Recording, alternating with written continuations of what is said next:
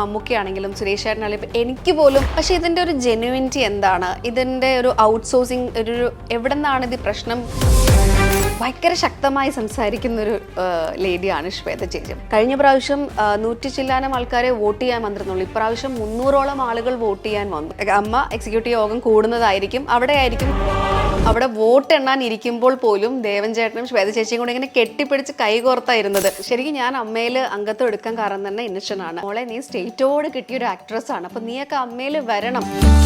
അൻസിബ പല പൊതുവേദികളിലും എന്നെ ഞെട്ടിച്ചിട്ടുണ്ട്. ശരിക്കും നമ്മൾ സ്കൂളിൽ പോയി ചേരുക എന്നുള്ള രീതിയിലാണ് ഞാനിതിനെ കാണുന്നത്. കുക്ക് ചേച്ചി എല്ലാവർക്കും വളരെ നന്നായിട്ട് അറിയുന്ന ഒരാളാണ്. അപ്പോൾ നമ്മുടെ സ്വഭാവം എങ്ങനെയാണോ അതും അവർക്ക് റെസ്പെക്റ്റ്ഫുൾ ആയിട്ട് തോന്നണം ഓരോ മെമ്പേഴ്സിനും. നിങ്ങളുടെ ഒരു വോയിസ് ആയിട്ട് ഞാൻ അവിടെ പോയിട്ട് അത് അവതരിപ്പിക്കാൻ ഞാൻ റെഡിയാണ്. Congratulations ma'am. Thank you. ശരിക്കും നമ്മൾ പറയും ഒരു 10-30+ ഇയേഴ്സിൽ ഒരു ആണുങ്ങളുടെ മാത്രം ഒരു മേൽക്കോയ്മ എന്ന് പറയില്ല, പക്ഷെ എന്നാൽ കൂടി അവർ വന്ന് നല്ല രീതിയിൽ കാര്യങ്ങളൊക്കെ ചെയ്തുവെങ്കിലും ഇപ്പൊ പെണ്ണുങ്ങൾ വന്നപ്പോൾ എല്ലാവരും കൂടി ചേർന്ന് ഒരു നമ്മൾ പറയത്തില്ല ഒരു ഫ്ലോ അവലാഞ്ചെ പോലെ വന്ന പോലെ ഒരു ഫീലിംഗ് ഉണ്ട്. അപ്പം എത്രത്തോളം ഇത് ഹൗ യു ഫീൽ ആക്ച്വലി, അതും ഫസ്റ്റ് ഒരു ഹിസ്റ്റോറിക് ഡിസിഷൻ ആണല്ലേ, ഹിസ്റ്റോറിക് ഡിസിഷൻ എടുത്തൊരു വർഷത്തില് തന്നെ അതിന്റെ എക്സിക്യൂട്ടീവ് അംഗമാവാൻ പറ്റുക എന്നുള്ളത് ചെറിയ കാര്യമല്ല. അതെ തീർച്ചയായിട്ടും ഞാൻ ഭയങ്കര ബ്ലെസ്ഡ് ആണ്. കാരണം ഈ പറയുന്ന പോലെ ഈ ഒരു ചരിത്ര നിമിഷത്തിൽ തന്നെ ആ ഗ്രൂപ്പിൽ വന്ന് പെടുക എന്ന് പറയുന്നത് തന്നെ വലിയ അനുഗ്രഹവും സന്തോഷമായിട്ടുള്ള കാര്യമാണ്. അതിന് ആദ്യമേ അമ്മയുടെ എല്ലാ അംഗങ്ങളോടും നന്ദി പറയുന്നു. പിന്നെ ശ്വേത ചേച്ചി വന്ന സമയത്ത് തന്നെ അവിടെ ഏറ്റവും വലിയ വാർത്തയായത്, വൈറൽ ഡയലോഗായത് ശ്വേത ചേച്ചി അമ്മയാണെങ്കിൽ അമ്മയുടെ അച്ഛൻ ദേവൻ ചേട്ടൻ എന്നാണ്. കാരണം ഞങ്ങൾ അവിടെ വോട്ട് എണ്ണാൻ ഇരിക്കുമ്പോൾ പോലും ദേവൻ ചേട്ടനും ശ്വേത ചേച്ചിയും കൂടെ ഇങ്ങനെ കെട്ടിപ്പിടിച്ച് കൈകോർത്തായിരുന്നത്. ഞങ്ങളൊക്കെ അതിശയത്തോടുകൂടി ഇത് ഇവർ രണ്ടുപേരോട് ഇങ്ങനെ ഇരിക്കണത്. അപ്പം അത്രയും ഇപ്പം പുരുഷന്മാർ മാറുക സ്ത്രീകൾ കയറുക അങ്ങനെയല്ല, പുരുഷന്മാരോട് അവർ ഒരുമിച്ച് തന്നെ അതേ ആരവത്തോടു കൂടി തന്നെ ഞങ്ങളെ അവർ എന്താ പറയുക സ്റ്റേജിലേക്ക് കയറ്റാനും ഞങ്ങൾക്ക് വേണ്ടി വോട്ട് സംസാരിക്കാനും, ഞങ്ങളൊക്കെ അവിടെ വോട്ടിൻ്റെ കാർഡ് ഇങ്ങനെ എലക്ട് ചെയ്യണേന്ന് പറയുമ്പോൾ പോലും ഇതേപോലെ നമ്മളുടെ അമ്മയിലെ പുരുഷന്മാരായ അംഗങ്ങൾ അഞ്ജലിക്ക് വോട്ട് ചെയ്യണേ, അവർക്ക് വോട്ട് ചെയ്യണേ, ഇവർക്ക് വോട്ട് ചെയ്യണേ, അവർക്കൊരു ആഘോഷമായിരുന്നു. അപ്പം ഞങ്ങളെല്ലാവരും ജയിച്ചാൽ തന്നെ അത് ഈ പറയുന്ന അമ്മയിലെ എല്ലാ പുരുഷ അംഗങ്ങളുടെയും ഒരു സപ്പോർട്ടും പ്രാർത്ഥനയും എല്ലാം അതിൽ ഉൾപ്പെടെ ഉള്ളതാണ്. അതാണ് സത്യം. ഈ സെക്കൻഡിൽ എനിക്ക് ഓർമ്മ വരുന്നത് ശക്ത ഇന്ത്യ മൂവിയില്ലേ, അതിലെ നമ്മുടെ ഫീമെയിൽ ഗ്രൂപ്പിനെ പുറത്തോട്ട് അയക്കാൻ വേണ്ടിയിട്ട് മെയിൽ ഗ്രൂപ്പ് അവരുടെ പൊരുതി പോലും ജസ്റ്റ് ഇങ്ങനെ അവര് പറയുന്ന ഒരു നമുക്കൊരു ഗൂസ് ബം. മാം അതുപോലെ ഇപ്പം സൂപ്പർ സ്റ്റാർസ് എന്ന് നമ്മള് വർഷങ്ങളായിട്ട് വാഴ്ത്തുന്ന നമ്മുടെ ലാലേട്ടനായാലും മമ്മൂക്കയായാലും സുരേഷ് ചേട്ടനായാലും അവരെയൊക്കെ ഭയങ്കര സപ്പോർട്ടായിരുന്നു. തീർച്ചയായിട്ടും കേട്ടായിരുന്നു. അവരാണ് ശരിക്കും പറഞ്ഞാൽ ഇനി പെണ്ണുങ്ങൾ നോക്കട്ടെ എന്ന് പറഞ്ഞത് കേട്ടിട്ടുണ്ട്. അപ്പൊ അതിനോട് എങ്ങനെ പ്രതികരിക്കും? തീർച്ചയായിട്ടും ഇപ്പൊ ഈ പറഞ്ഞ പോലെ മമ്മൂക്കയാണെങ്കിലും സുരേഷ് ചേട്ടനാണെങ്കിലും എനിക്ക് പോലും അവർ ആശംസകൾ അറിയിച്ചിരുന്നു. അതൊക്കെ എന്നെ സംബന്ധിച്ചിടത്തോളം വലിയൊരു കാര്യമാണ്. അപ്പോൾ അതേപോലെ തന്നെ ഇപ്പോൾ നമ്മളിതിനകത്ത് ഇപ്പോൾ ഓരോ പ്രവർത്തനങ്ങളും അവർ ചെയ്തു വെച്ചതിൻ്റെ ബാക്കി പത്രമായിട്ടാണ് ഞങ്ങൾ ചെയ്യുന്നത്. അവർക്കൊരു മോശപ്പേരുണ്ടാക്കാതെ ഞങ്ങൾക്ക് ചെയ്യണം. അതും ഞങ്ങൾ വന്നിരിക്കുന്ന സർക്കിൾ എന്ന് പറയുന്നത് ഭയങ്കരമായിട്ടുള്ളൊരു ബ്ലെൻഡ് ഉള്ള സർക്കിളാണ്. ഭയങ്കര കമ്മ്യൂണിക്കേറ്റീവ് ആയിട്ടുള്ള, ഭയങ്കര ഓപ്പൺ ആയിട്ടുള്ള, ഈ പറയുന്ന പോലെ ഇപ്പോൾ സൂപ്പർ സ്റ്റാർസ് ആയ ലാലേട്ടനും മമ്മൂക്കയൊക്കെ ഉണ്ടെങ്കിൽ നമുക്ക് അങ്ങോട്ട് കയറി ചെന്നൊരു കാര്യം പറയാൻ ചിലപ്പോൾ 1-2 ആലോചിക്കും. പക്ഷെ ഞങ്ങളിപ്പോൾ ഫോം ആയിരിക്കുന്ന ഗ്രൂപ്പിൻ്റെ അടുത്ത് ആർക്ക് വേണമെങ്കിലും എപ്പോൾ വേണമെങ്കിലും വിളിക്കാം, ഓടി വന്ന് സംസാരിക്കാം. അതുപോലെ ഒരു ഓപ്പൺ ഒരു ഗ്രൂപ്പിലേക്കാണ് നമ്മുടെ ഫോം ആയിരിക്കുന്നത്. ഞാൻ ഉൾപ്പെടെ ഞാൻ അതിനകത്ത് എല്ലാവരുടെയും കൂടെ വർക്ക് ചെയ്തിട്ടുള്ള ഒരാളാണ്. ഓൾമോസ്റ്റ് 99% ഞാൻ അതിനകത്ത് എല്ലാവരുമായിട്ട് വർക്ക് ചെയ്തിട്ടുണ്ട്. അതുകൊണ്ട് എനിക്കും ഒരു ഫാമിലി ആയ പോലെയാണ്.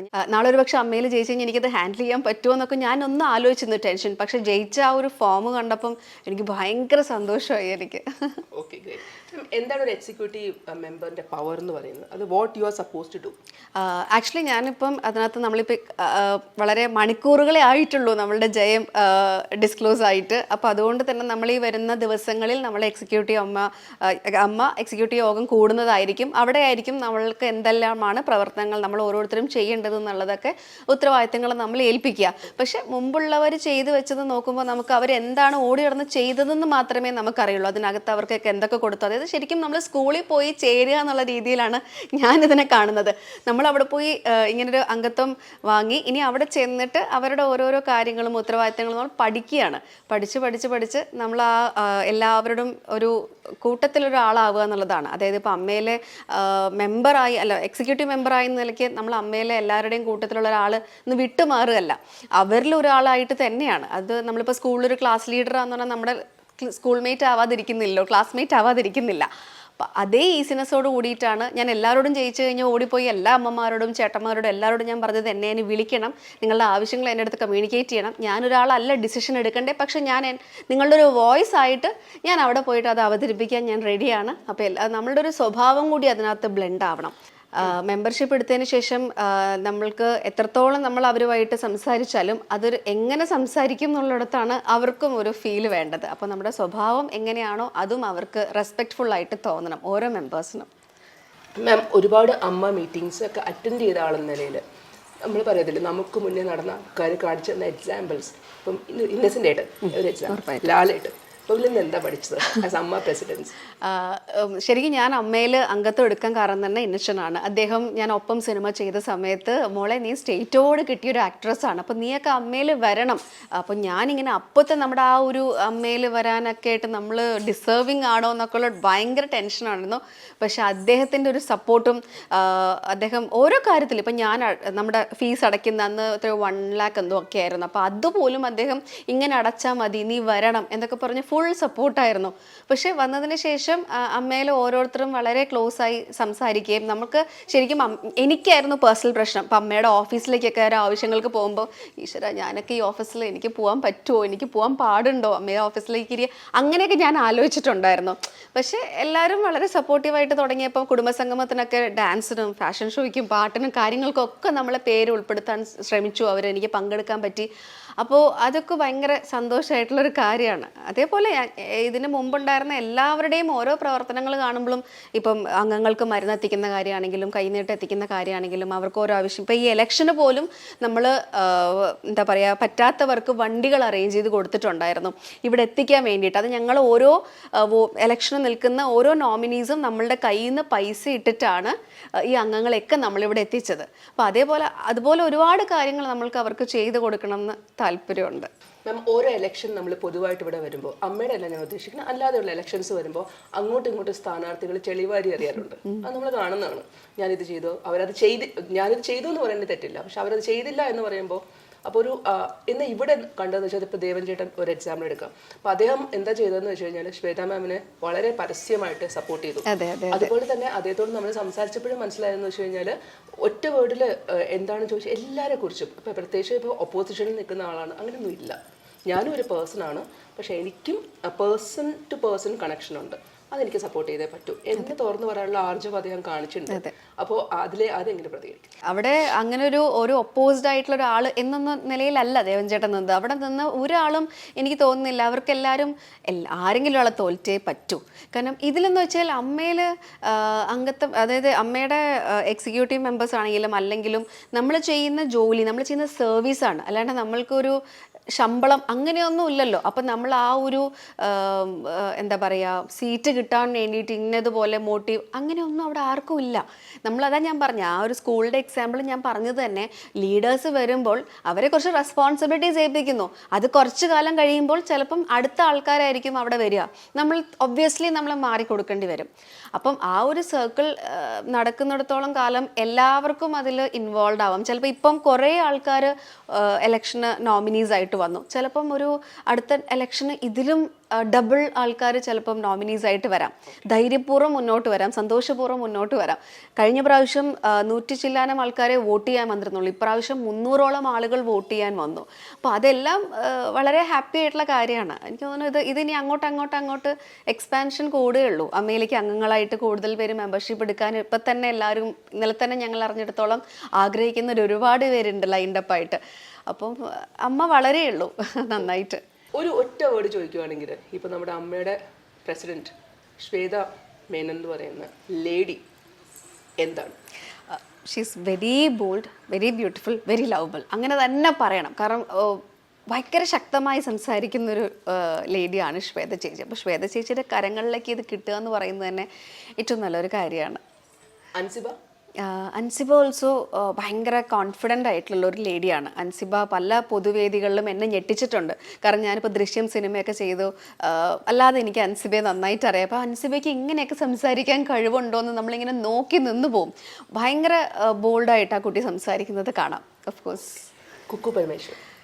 കുക്കു ചേച്ചി വർഷങ്ങളായിട്ട് അമ്മയുടെ കൂടെ യാത്ര ചെയ്യുന്ന ഒരു ആളാണ്.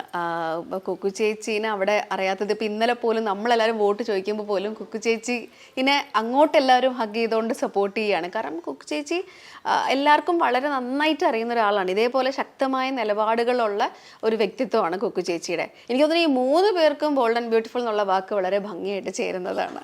ചിത്ത എന്ന മൂവി കണ്ടിട്ട് ഞാൻ ഓർക്കുന്നുണ്ട്, ഒരു റീല് ഞാൻ കണ്ടിട്ടുണ്ടായിരുന്നു. പുറത്തിറങ്ങിയിട്ട് എനിക്ക് 2 പെൺകുട്ടികളാണ് എന്ന് പറഞ്ഞിട്ട് ജസ്റ്റ് ഒന്ന് ഇമോഷണൽ ആയി. കാരണം അത് ആര് കണ്ടാലും ഇമോഷണൽ ആവുന്ന മൂവിയാണ് അത്. അങ്ങനെ ഒരു അതുപോലെ തന്നെ സ്റ്റേറ്റ് അവാർഡ് കിട്ടിയ ആക്ട്രസ്. അപ്പം നമുക്കൊരിക്കലും ഇങ്ങനെ സൂപ്പർഫിഷ്യലായിട്ട് ചെയ്ത് കഴിഞ്ഞാൽ ഒരിക്കലും അവാർഡ് കിട്ടില്ല. നമ്മളത് ഉൾക്കൊണ്ട് അഭിനയിച്ചാൽ മാത്രമേ അവാർഡ് കിട്ടത്തുള്ളൂ. അപ്പോൾ സ്വാഭാവികമായിട്ടും അതിലൂടെയൊക്കെ ഗോ ത്രൂ ചെയ്ത ആളെന്ന നിലയിൽ, അല്ലെങ്കിൽ ഈ പറഞ്ഞ പെൺകുട്ടികളെ അടുത്തറിയാമെന്നൊരു ആളെന്ന നിലയിൽ എത്രത്തോളം എക്സ്പീരിയൻസ്, അതായത് നമ്മൾ ലൈഫിൽ എക്സ്പീരിയൻസ് ഈ ഒരു പൊസിഷനിൽ കൗണ്ട് ചെയ്യുന്നു തോന്നുന്നു? ഉറപ്പായിട്ടും. അതായത് ഇപ്പം ഈ പറയുന്ന പോലെ 2 പെൺകുട്ടികളുടെ അമ്മ എന്നുള്ളത് തന്നെ വലിയൊരു ടാസ്ക്കാണ്. അവരുടെ ഓരോ കാര്യങ്ങളും അവരുടെ സെക്യൂരിറ്റിയാണ്. അല്ലാതെ എനിക്ക് അവരുടെ കൂടെ സമയം ചെലവഴിക്കുക എന്നുള്ളത് ചിലപ്പോൾ പലപ്പോഴും ഞാൻ പല കാര്യങ്ങളും ബിസിനസ്സും ഒക്കെ ചെയ്യുന്നതുകൊണ്ട് എനിക്ക് പറ്റാറില്ല. പക്ഷെ എന്നാലും അവരുടെ സെക്യൂരിറ്റിക്ക് വേണ്ടിയിട്ട് ഞാൻ അറ്റൻഷൻ കൊടുക്കുന്ന ഒരാളാണ്. അവരുടെ എന്നല്ല, ഇപ്പോൾ എൻ്റെ കൂടെ ഏതൊരു ഒരു പബ്ലിക് വേദിയിലേക്കും പെൺകുട്ടികൾ വന്നു കഴിഞ്ഞാൽ ഞാൻ അവരിങ്ങനെ ചുറ്റും പിടിക്കുന്ന ഒരാളാണ്. കാരണം നമുക്കറിയാമല്ലോ ഒരു സ്ഥലത്തേക്ക് പോകുമ്പോൾ എന്തെല്ലാം ബുദ്ധിമുട്ടുകളായിരിക്കും പലരും നേരിടുക എന്നുള്ളത്. അതുകൊണ്ട് എവിടെയെങ്കിലും പോകുമ്പം എന്തെങ്കിലും ഉണ്ടായിക്കഴിഞ്ഞാൽ അവരുടെ ബുദ്ധിമുട്ട് മനസ്സിലാക്കാൻ ശ്രമിക്കുന്ന ഒരാളാണ്. അപ്പം അത്തരത്തിൽ ഇപ്പം അമ്മയിലാണെങ്കിൽ പോലും എല്ലാ സ്ത്രീകളുടെയും, ചേച്ചിമാരുടെ ആയാലും അമ്മമാരുടെ ആയാലും അനിയത്തിമാരുടെ ആയാലും അവരുടെ ആവശ്യങ്ങൾ മനസ്സിലാക്കി ചെയ്യുക എന്നുള്ളത് ഞാൻ കൊടുക്കുന്ന ഒരു ശ്രദ്ധയിൽ ഞാൻ ചെയ്യാൻ പോകുന്ന കാര്യങ്ങളിൽ ഒന്നാണത്. 2 പെണ്ണുങ്ങൾ തമ്മിലുള്ള കോൺവെർസേഷൻ എന്ന നിലയിൽ സ്ട്രൈക്കിംഗ് ആയിട്ട് എന്തൊക്കെ ഇമ്മീഡിയറ്റ്ലി അഡ്രസ്സ് ചെയ്യേണ്ട ഇഷ്യൂസ് ആണ്? നമുക്ക് ശരിക്കും നമ്മളിങ്ങനെ പുറകെ പറയുന്നുണ്ട് പെണ്ണുങ്ങൾക്ക് ഭയങ്കര ഇഷ്യൂ ആണ് ഇങ്ങനെ പറയുന്നുണ്ട്. അപ്പോൾ അതിൽ സ്ട്രൈക്കിംഗ് ആയിട്ട് തോന്നിയ 2 ഇഷ്യൂസ് എന്തൊക്കെയാണ്? CP ഇതിനകത്ത് ഒന്നല്ല, ഒരുപാട് ഇഷ്യൂസുകൾ നമ്മൾ പറഞ്ഞ് കേൾക്കുന്നുണ്ട്. പക്ഷേ ഇതിൻ്റെ ഒരു ജെന്യുവിനിറ്റി എന്താണ്, ഇതിൻ്റെ ഒരു ഔട്ട്സോഴ്സിങ് എവിടെ നിന്നാണ് ഇത് പ്രശ്നം പൊട്ടിപ്പുറപ്പെട്ട് വരുന്നത്, ഇതെല്ലാം ആദ്യം നമ്മൾ അന്വേഷിക്കേണ്ടതായിട്ടുണ്ട്. എവിടെയാണ് കറക്റ്റായിട്ട് പ്രോബ്ലം ഉള്ളത്, അതിനൊരു സൊല്യൂഷൻ കണ്ടുപിടിക്കുക എന്നുള്ളതാണ്. അപ്പം ഇതുവരെ എനിക്കതൊന്നും ആലോചിക്കേണ്ടതായിട്ടുള്ളൊരു കാര്യം വന്നിട്ടില്ല.